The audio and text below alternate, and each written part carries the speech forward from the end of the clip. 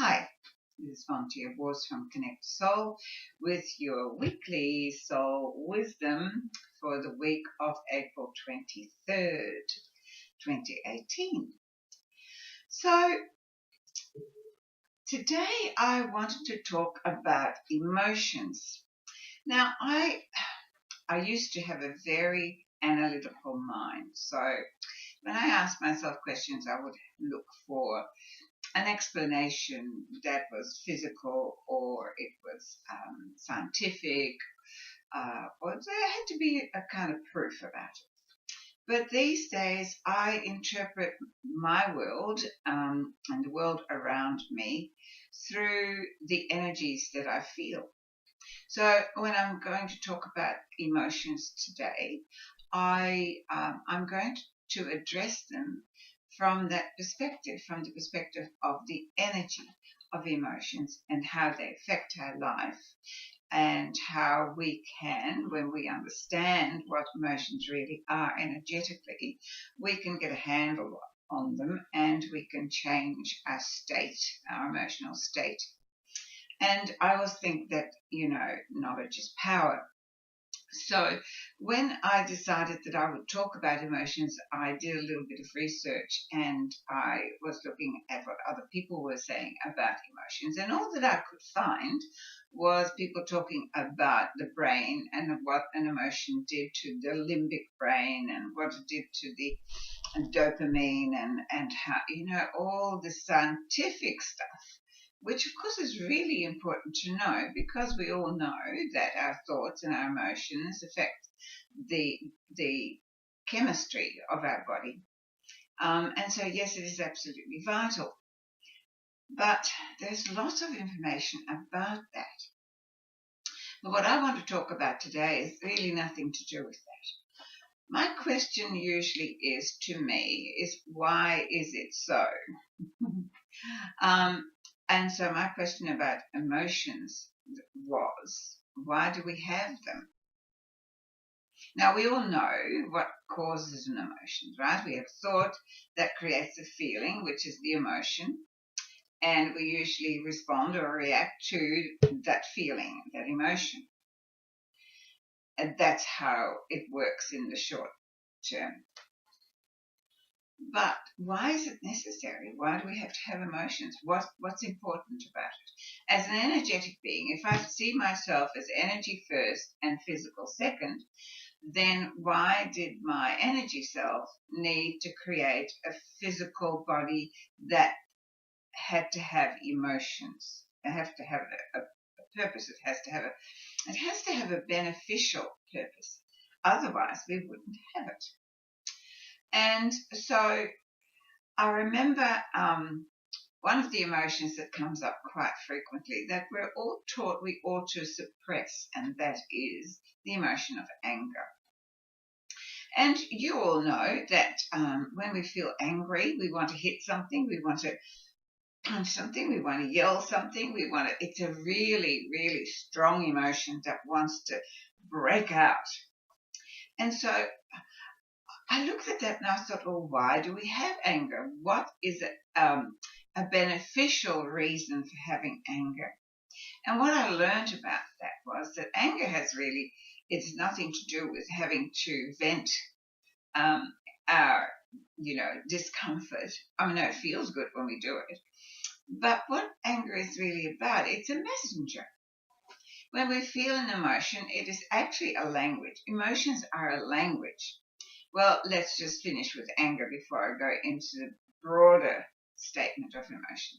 Where anger is concerned, if you can catch yourself before you kick the cat, as they say, or before you react in a way that you later regret, then you will be able to dissipate the anger if you address the purpose for the anger. The anger is a messenger.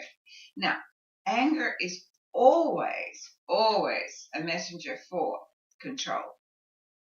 We feel angry when we feel out of control. We feel angry when we are being controlled by others against our will. Yes? So out of control, other people trying to control us, or if we're trying to control others or something outside of us and it isn't working. So then, we get mad and we react quite often. But when you understand that when you feel angry, if you stop yourself and you go, what is the control issue? And you'll see very quickly what it is. It's usually you're trying to make somebody do something that they don't want to do.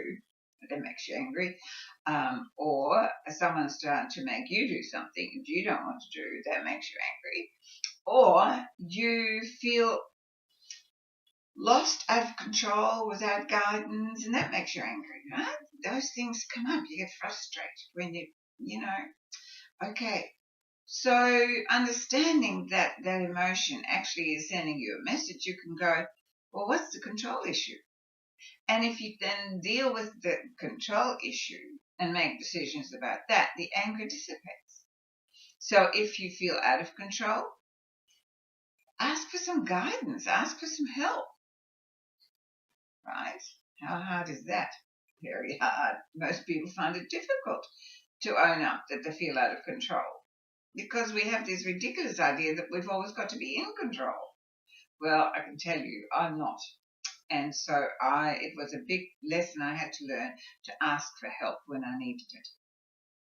And then if someone's trying to control you and you don't want to play, just say thank you. But look, honestly, right now, this is just not in my best interest and it's not something that I feel drawn to. So you're going to have to just let me go. I cannot play with you right now. I cannot communicate. I cannot do what you're asked. And it's just simply being honest. And if you're trying to control someone else or something outside of you, give it up. Pointless. Why? Let go. We can't. And we ought not to. So that is really the emotion of anger. But emotions in general have a reason.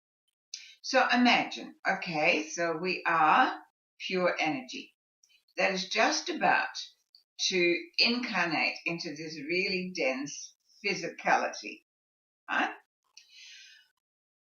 But you've got to realize that as an energy being, you do not have the 5 senses that the physical body has to interpret the physical world with. Right? The physicality, the individuated personality that we become, has these wonderful 5 senses, touch, right? Smell, hearing, okay, sight, taste. All of those things come with this physical expression of ourselves. However, the energy within us that we are doesn't have those 5 senses. It has the 6th sense, our intuition, our guidance, but the 5 senses it doesn't. So my question was, so what's the point? What's the point in me being inside and all the experience being outside, and I can't smell good smells, bad smells? I don't have those 5 senses to interpret. But what I do have, I'm an energy being. I respond to frequency vibrations. So every time that my 5 senses of the physical being are engaged, are initiated, that creates an emotion, it creates a feeling, a vibration, and it's that level of vibration that I can understand as an energy being, and that interprets to me whether what the physical being is experiencing is of a high vibration or a low vibration. So I can feel the big I, as I call it, so me, the energy being, I can interpret the outside world through the vibrational frequency created through our emotions. So I call our emotions the language from the outer to the inner. When you look at it from that perspective, then you realize that those emotions are absolutely essential. But because we don't understand them, and so often we don't like to express them, we get embarrassed by them, we over-express them because we really, emotions can be our best friend or our worst enemy. But when you realize what the purpose of an emotion is, then you can slow everything down and really allow those emotions to be in the expression that it wants to be, so that the inner can experience what's going on in the outer.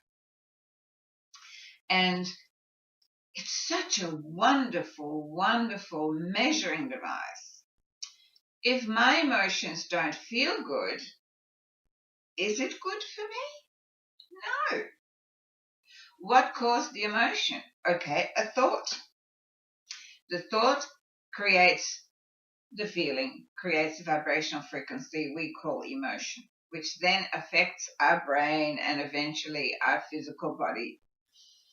So when you understand how that works, you've got a bit of a handle on it. And so instead of just allowing your emotions free rein without being consciously participating with them, you actually start to pay attention to your emotions, and you start to go, okay, so what am I feeling? And what thought did I have to create these feelings?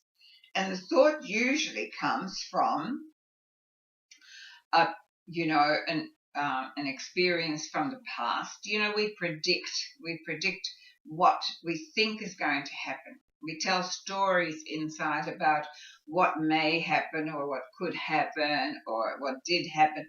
But all the things that we predict are all based on experiences that we had in the past. And therefore, this is why we keep going around, like a mouse on a wheel. The thing is that the way that emotions actually are stored, as I call it, is in the subconscious. So when we are first born, we have a clean slate. We don't have any memory, so therefore we don't have any files on any experience. But the moment we have an experience that creates an emotion, that first experience and that first emotion are then filed in our subconscious. And that is how we create emotional triggers. And it's so often when we start to react to things emotionally, and we behave in a way that we normally wouldn't, it's because the original emotional trigger is somewhere back there in our childhood. And so we then call that "don't be so childish." And I have talked about that before. But it's really important to understand how that works. So if I had a bad experience when I was 5, which by the way I had plenty of, but let's just say we had a bad experience when you were 5, and it caused you to be very fearful. So that emotion and the situation that caused you to be so fearful, they're glued together in your memory, in your subconscious. So any time from that time forward, when the same vibrational frequency occurs, no matter what the outside situation is, if it creates a similar vibrational frequency, you instantly are thrown back to that original emotional trigger, and you will react from the time that original trigger was established. And so you'll often feel very powerless, because most of our original triggers were created when we were little. And as a child, you have no power, well, you don't have the experience to have power to make decisions. And that's why we have adults and parents who bring us up and take care of us. So when, as an adult, you suddenly have these feelings you can't explain and you feel really powerless. How many times have you been brought to tears and you have got no idea why? And you go, I just couldn't, I didn't know what to do. I just felt so emotional. I felt so powerless.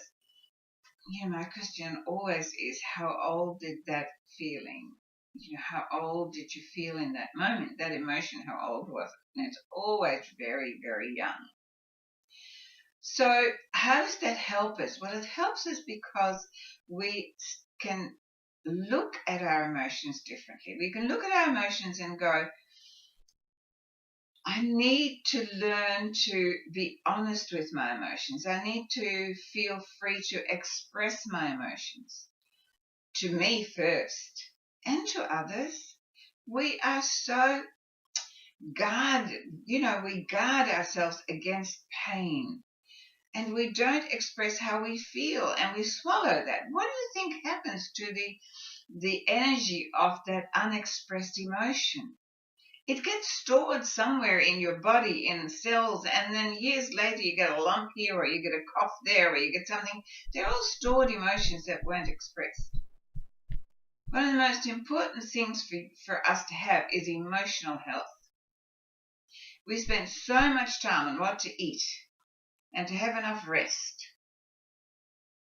and to have enough exercise. But I believe that the greatest thing that we underestimate and we don't pay enough attention to is our emotional health. How much of your emotions, of your true feelings, of your fears, of your loves, have you hidden? How much do you still hide? I'm always talking about, we need to learn to walk naked. That doesn't mean take off your clothes. It means not hiding, not thinking that you have to pretend to be something you are not. The more honest we can be with our own emotions, the healthier we can be. It's not always easy, but I can promise you, when you do it, it's such a sense of freedom. When you stop worrying what the other person is going to say or do, has really nothing to do with you anyway. They're your feelings, they're your emotions. You have a right to them. Well, it's not about having a right, you have them. So therefore, you need to be honest about them, and you need to face them, and you need to look at them and go, what is this emotion telling me about me? Because your emotions also are a wonderful, wonderful guide to where your deepest wounds still lie that need to address. If you come across a certain situation in your life that always makes you feel a certain way, which is not comfortable, then that's definitely telling you that there is a wound there that needs healing. And as soon as you address it and you sit in silence and you ask, what are you telling me? What is this emotion telling me? What is this all about? The sooner that you can heal that wound. I always think that when we have certain emotions and we don't want to share them, if your best friends was going through those emotions, would you want that friend to share it with you so you could nurture and support them? Of course you would. So why don't we do that for ourselves? When we have certain overwhelming emotions, we tend to pretend that we don't have them rather than express them and going, you know what? This is telling me that I need more nurturing and support. No, we don't. We just soldier on. Look, I'm all for suck it up and let's get on with it, but I'm not for pretend I don't feel this. Our feelings, our emotions are precious. They belong to us. They're telling us about us. They're telling us about what makes us hum. When we have great emotions, when we feel beautiful, when you go, you go walking in a forest. It's so interesting to me because the minute that I go walk into a forest, I can breathe. I just feel this amazing upliftment. So that feels good. So I do it a lot. Why not? because it makes me feel good. Therefore, all the endorphins flow, the dopamine goes mad, and my body feels healthier and stronger. But if I go somewhere that always makes me feel bad, and I continue to do that, that has the opposite effect on my body. So our emotions and our feelings are such a wonderful device of telling us where we need to be and where we must definitely not be or continue to be. We don't think about it that way, though, do we? We are far more attached to our thoughts and up here to tell us what we should and shouldn't do, or looking for approval from others, and therefore we do stuff that inside we know. I love this. And we all know about the chakra system. And if you don't, well, that's another story. But we have these wonderful wheels of energy, right? They're the doorways between the inner and the outer. And that is where our emotional vibrations go. They get, the different vibrational frequencies align with one of these energy wheels, as they're called, right? That we have 7 main ones. And so when you have an emotion, if you stop before you react it and you feel your body and you go, where do I feel that most? Well, often we feel it here in the midriff, and that's it's our control center. It's the major control center. It's why if somebody punches you in the midriff, you get winded and you have no control over anything. You just collapse like a sack of spuds, because it's the major control center, but it's also the major emotional center, and that is where all your feelings. This is where you get your butterflies and you feel nauseous when you're nervous. And so it's a nervous center. It's also the center between the upper and the lower part of the body, and the physical is very associated with the lower chakra is very much associated with the physical being, and the upper one's more with the spiritual being. So it is that midline. Now, if you feel things here and you get palpitations up here, that's your heart chakra, and it's telling you that your heart's either very, very excited or very afraid, right? If you get it up here, you have this feeling of, oh, I can't speak. Well, that's because you're afraid to express yourself. You're afraid to say what you think. And it goes on. Sometimes, wherever you feel it, sometimes you have, people who find it suddenly difficult to sit down. Their tailbone is very sensitive. Well, that tailbone, that is our root chakra, and that tells us all about we're not comfortable in our home or in where we are seated. And so if you understand your body and you understand the interaction between the frequencies of the emotions and where they most present themselves in your body, you start to really get to know you. And the more that you get to know you, the more empowered you are. It's a fascinating subject. It's one that I love, because when I try to analyze life through facts and figures, I get completely lost. But when I tune into the energy of life, it just seems to flow, and it seems to be so obvious to me. So obvious to me. It wasn't always like that. I used to push and shove and, do all the stuff that everybody does. But once I let that go and I really allowed my body to tell me and my emotions to be honest and to tell me what was appropriate for me and what was not appropriate, my life became so much simpler. So I'll tell you a little honest truth about this particular recording, because by now it is 5:30 in the evening on the day before that you're going to see it. So it's still the 22nd here in Melbourne, Australia. Now, normally I record this very early in the morning, first thing in the morning. But this morning, somehow I did not feel right. Something in my body was not aligned. I felt uncomfortable. I felt cold inside when it wasn't. And my body, I had so much work that I wanted to do because we start our spiritual retreat in Bali. In 2 weeks I leave. By this time, in 2 weeks, I'll be on a plane. And I'm very excited, but I've got a lot of work to prepare for. So I had it all on the table ready to go, but somehow my body was not aligned.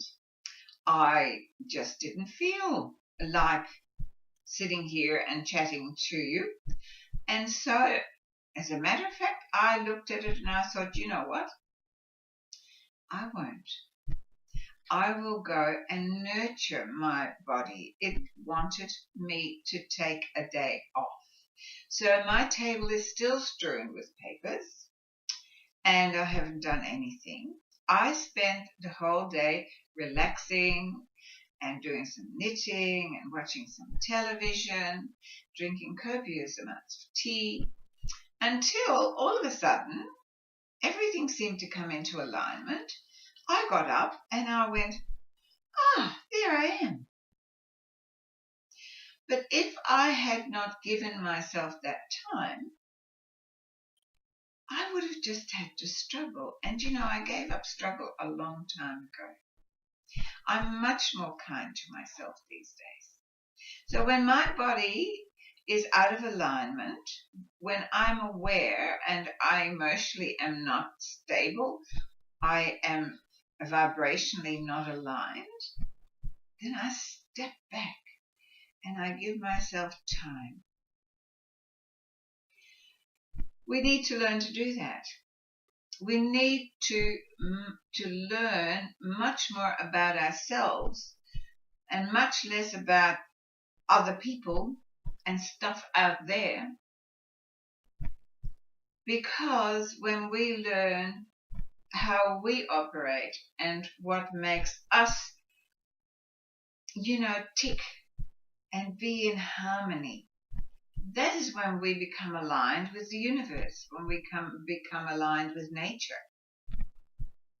But we're so misaligned all the time because we are constantly striving and driving to improve somebody, to impress somebody, or to be approved of by somebody, or to live up to our own expectations, which are always false.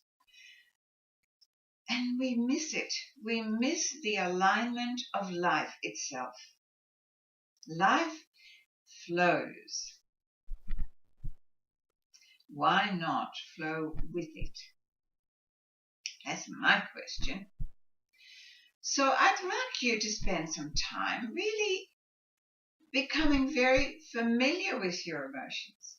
And if you have emotions that continuously come up with stories, thoughts that create emotions that constantly make you feel less than wonderful, address those emotions. Ask how old are they? Understand it's not happening now, except that you are making them happen by regurgitating the past or regurgitating the what ifs or whatever. And then let them go and be much more present. And take yourself only to those places that make you feel good, that create beautiful emotions. Why wouldn't you? Why wouldn't you? And why aren't you? So my challenge this week is create beautiful emotions.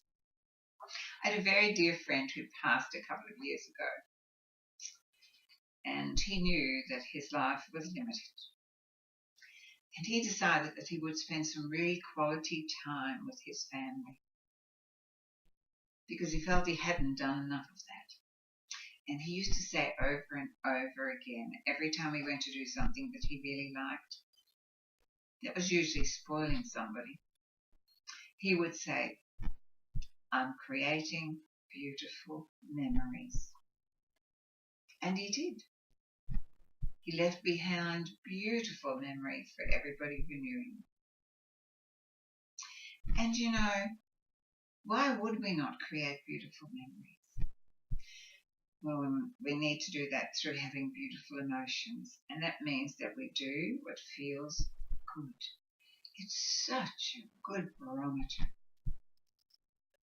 So I feel good at this time of the night, sitting here and talking to you about becoming emotionally healthy.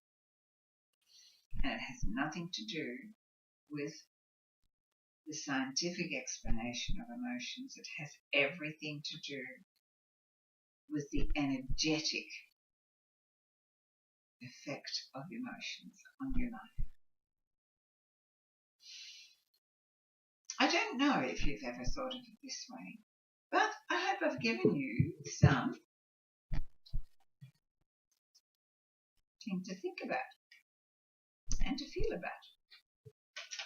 Well, I did ask for a card, and this is what I picked up. Sanat Kumara. Light activation. And you know, that's the whole thing about vibrational frequency. When you get aligned with a higher vibrational frequency, you feel light. Life becomes lighter. Light activation.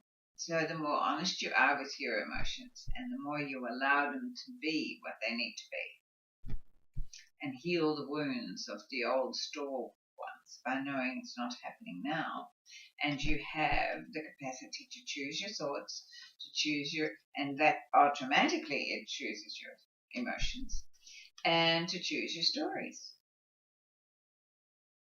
It says, shine your light. Shine your light wherever you go.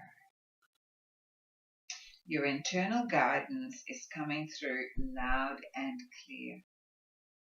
It comes through loud and clear whether you shine your light or whether you don't. Because we're energetic beings. We can feel each other before we see each other, hear each other, or smell each other. We are energy beings. A couple of days ago, before I finished, I taught my granddaughters about a little bit of basic kinesiology to make decisions. And it was really interesting. And my younger granddaughter, when I showed her how the body only knows truth, and if you ask it, it'll give you truth. But up here, that's all muddled up with all sorts of stuff. And when I showed her how her body reacted to a yes or a no, like a pendulum, she said, "Oh my goodness, oh my no, that scares me because it makes me feel there's a spirit inside." And I just looked her in the eye and I said, "You are not a body with a spirit inside. You are the spirit that has this beautiful body. Remember that." So I'm saying that we are not bodies looking for a spirit. We are spiritual beings that have beautiful bodies that allows us to have this physical life. So honor it, love it, nurture it, and spread your joy and your love. So have a great week. Namaste. I love you. Love yourself.